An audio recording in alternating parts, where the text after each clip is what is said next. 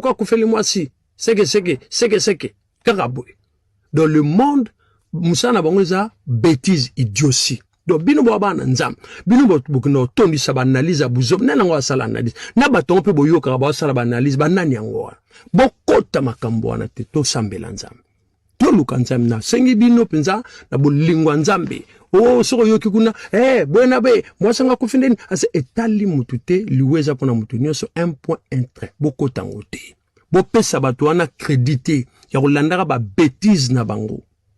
Biso futo sambela nzambe. Ezali kamboyela ka moto nyonso. Voilà bien aimé. To sambela nzambe. Ba analyse à buzoba on n'en a pas besoin. Baluba makambo ba ebité. Je continue mon enseignement. Nos conseils. Conseil ezali que Moussal na nzamba kufeli mwasi. Mwasi akufi.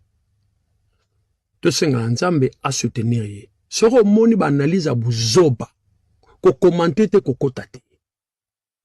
Omoni parce que biso ba tuto sambelaka to memangambo so kufeli mwasi ya sambelaka pourquoi kufeli mwasi c'est que karaboui dans le monde Moussa na bango za bêtise idiotie donc bino boaba na nzam bino bokno tondi sa analyse à buzob nanango sala analyse na baton pe boyo karaba sala analyse banani yango bokota makambo na te to sambela nzam to lukanzam na sengi bino penza na bolingwa nzambe. Oh, soko yoki kuna, buena be, mwasanga kufindeni, ase etali mutute, liweza pona mutunyo so 1.1 bokota ngote.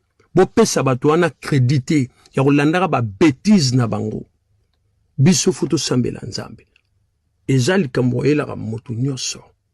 Voilà bien aimé, to sambela nzambe. Ba analyse à buzoba on n'en a pas besoin. Baluba makambo ba ebité. Je continue mon enseignement.